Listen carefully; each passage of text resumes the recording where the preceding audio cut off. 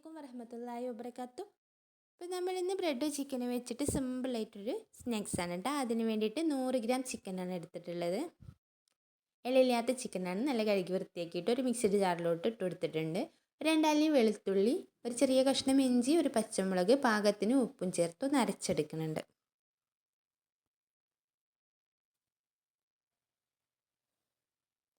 ചൂടായി വന്ന പാനിലോട്ട് ഒരു ടേബിൾ സ്പൂൺ വെളിച്ചെണ്ണ ഒഴിച്ചു കൊടുത്തിട്ടുണ്ട്. നമ്മൾ അരച്ചെടുത്ത ചിക്കൻ ഇതിലോട്ട് ഇട്ട് കൊടുത്തിട്ടുണ്ട്. ഇത് നന്നായിട്ടൊന്ന് ഉടച്ചെടുക്കണം കേട്ടോ.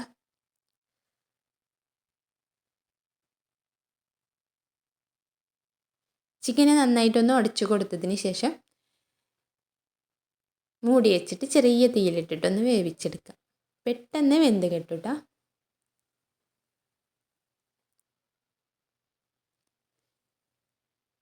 ഇനി നമ്മളിതിലോട്ട് ഒരു ക്യാപ്സിക്കോ, ഒരു ക്യാരറ്റ് ചെറുതായി അരിഞ്ഞത്, ഒരു വെള്ളുള്ളി,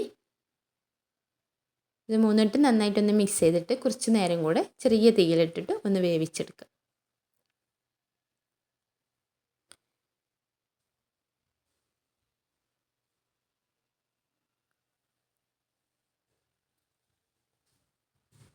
മൂടി വെച്ചിട്ട് ഒന്ന് വേവിച്ചെടുക്കുക. അപ്പോൾ ഇതാ ചിക്കനും വെജിറ്റബിളൊക്കെ വെന്ത് വന്നിട്ടുണ്ട്. ഇനി ഇതിലോട്ടൊരു 1/4 ടീസ്പൂൺ മഞ്ഞൾപ്പൊടി, 1/2 ടീസ്പൂൺ ഉപ്പ്, 1 ടീസ്പൂൺ കുരുമുളക് പൊടി, 1/2 ടീസ്പൂൺ പെരിഞ്ജീരകപ്പൊടി, ഇത്രയും മസാല മതിയിട്ട് ഇതിലേക്ക് ഈ മസാലയുടെ പച്ചമണം മാറുന്നത് വരെ ഒന്ന് വഴറ്റിയെടുക്കാം നമുക്ക്. ഇനി ഇതിലോട്ട് 2 ഉരുളക്കിഴങ്ങ് വേവിച്ച് ഉടച്ച് വെച്ചിട്ടുണ്ടായിരുന്നു, അതും കൂടെ ഒന്ന് ഇട്ട് കൊടുത്തിട്ടുണ്ട്. കുറച്ച് ചപ്പ് പൊതിനയും കൂടെ ഇട്ട് നന്നായിട്ടൊന്ന് മിക്സ് ചെയ്തെടുക്കുന്നുണ്ട്.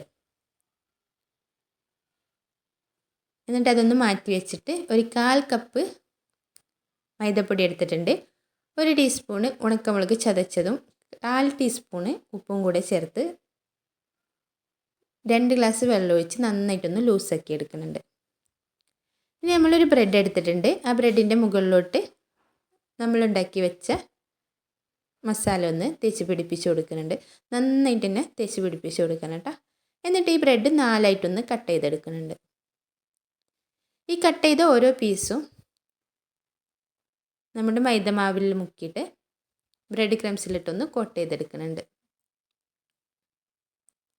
ഇതേപോലെ എല്ലാതൊന്ന് ചെയ്തെടുക്കുന്നുണ്ട്. അപ്പോൾ ഇതാ മുഴുവനായിട്ടൊന്ന് ചെയ്ത് വെച്ചിട്ടുണ്ട്. ഇനി ഇത് ചൂടായി വന്ന എണ്ണയിലിട്ടിട്ട് തിരിച്ചു മറിച്ചിട്ടൊന്ന് പൊരിച്ചെടുക്കാം. അപ്പോൾ ഇത്രയേ ഉള്ളൂ. സിമ്പിളായിട്ടുള്ളൊരു വൈകുന്നേര സ്നാക്സാണ്. മക്കൾക്കൊക്കെ ഒരുപാട് ഇഷ്ടമാവും. വീഡിയോ ഇഷ്ടപ്പെട്ടാൽ ഒന്ന് ലൈക്ക് ചെയ്യാനും ഷെയർ ചെയ്യാനും കമൻറ്റ് ചെയ്യാനും പിന്നെ സബ്സ്ക്രൈബ് ചെയ്യാനും മറക്കല്ലേ. അപ്പോൾ അത് നമ്മുടെ സ്നാക്സൊക്കെ ഇവിടെ റെഡി ആയിട്ടുണ്ട് കേട്ടോ. അടിപൊളി ടേസ്റ്റാണ്. ഒരിക്കലെങ്കിലും ഒന്ന് ട്രൈ ചെയ്ത് നോക്കണേ.